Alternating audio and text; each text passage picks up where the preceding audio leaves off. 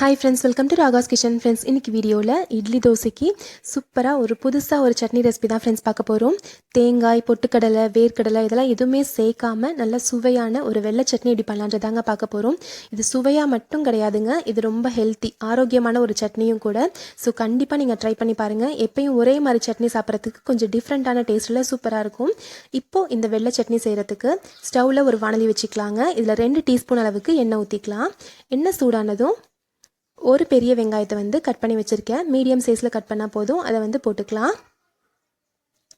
இது கூடவே ஒரு 4 பல்லு பூண்டு, காரத்துக்கு ஒரு 5 பச்சை மிளகாய், ஒரு சின்ன துண்டு இஞ்சி இது எல்லாத்தையும் சேர்த்துக்கலாம். இது எல்லாத்தையுமே இப்போ நம்ம வதக்கிக்கலாங்க.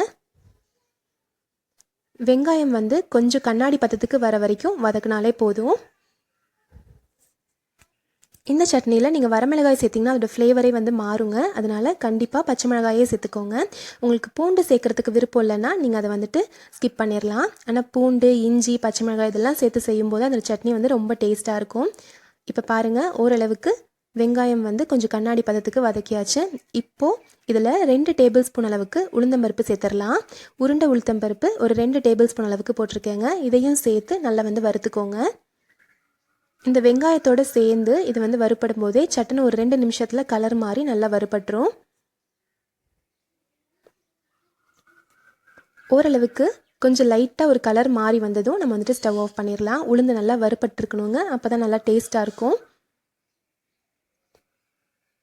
இப்போ பாருங்கள், கொஞ்சம் கலர் மாறி வர ஆரம்பிச்சிருச்சு. கொஞ்சம் லைட்டாக ஒரு கோல்டன் ப்ரௌன் கலர் வந்ததும் நம்ம ஸ்டவ் ஆஃப் பண்ணிடலாம். இப்போ நல்லா வறுப்பட்டுருச்சுங்க. ஸ்டவ் ஆஃப் பண்ணிவிட்டு இதை இறக்கி வச்சிடலாம். இப்போது இந்த சட்னிக்கு தேவையான அளவுக்கு கல்லுப்பு சேர்த்துக்கிறேன். ஒரு 1 டீஸ்பூன் அளவுக்கு கல்லுப்பு சேர்த்துக்கிறேங்க. இது கொஞ்சம் சூடு ஆறுனதும் மிக்ஸி ஜாரில் நம்ம போட்டுக்கலாம். இப்போ சூடு ஆறிடுச்சு. இப்போ ஒரு மிக்ஸி ஜாருக்கு ட்ரான்ஸ்ஃபர் பண்ணிக்கலாம். இதில் கொஞ்சமாக தண்ணி சேர்த்து நல்லா நைஸாக அரைச்சி எடுத்துக்கலாம். இதில் ஃப்ளேவர் வாசனை ரொம்ப நல்லாயிருக்கும். அதே மாதிரி டேஸ்ட்டுமே ரொம்ப நல்லா இருக்குங்க. எப்பயுமே நம்ம ஒரே மாதிரி சட்னி செய்யாமல் கொஞ்சம் டிஃப்ரெண்ட்டான ஒரு டேஸ்ட்டில் சூப்பராக இருக்கும்.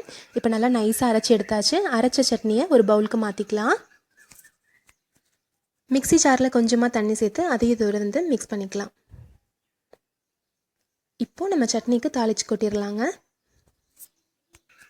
தாளித்து கொட்டுறதுக்கு ஒரு டீஸ்பூன் எண்ணெயில் 1/4 டீஸ்பூன் கடுகு, ஒரே ஒரு வரமிளகாய், கொஞ்சமாக கருவேப்பிலை இது எல்லாத்தையும் சேர்த்து எல்லாம் நல்லா பொரிஞ்சதும் சட்னியில் போட்டுக்கலாம். சூப்பரான வாசனையான ஃப்ளேவர்ஃபுல்லான ஒரு புதுசாக ஒரு சட்னி ரெடி ஆயிடுச்சுங்க. கண்டிப்பாக நீங்கள் ட்ரை பண்ணி பாருங்கள். ரொம்ப ரொம்ப டேஸ்டியாக இருக்கும். எப்பயுமே நம்ம இட்லி தோசைக்கு தக்காளி சட்னி, தேங்காய் சட்னி இது மாதிரி தான் நம்ம செய்வோம். வேர்க்கடலை சட்னி தான் செய்வோம். இந்த மாதிரி ஒரு சட்னி ட்ரை பண்ணி பாருங்கள். நல்லா சுவையாகவும் ஆரோக்கியமான ஒரு சட்னியாகவும் இருக்கும். ட்ரை பண்ணி பார்த்துட்டு எப்படி வந்துச்சுன்ற சொல்லுங்கள் ஃப்ரெண்ட்ஸ். இந்த ரெசிபி உளுந்து சட்னி உங்களுக்கு பிடிச்சிருந்துச்சு அப்படின்னா நம்ம சேனல் ராகாஸ் கிச்சனில் ஒரு லைக் கொடுங்க. ஃப்ரெண்ட்ஸ் கூட இந்த வீடியோவை ஷேர் பண்ணிக்கோங்க, சப்ஸ்கிரைப் பண்ணிக்கோங்க. தேங்க்ஸ்.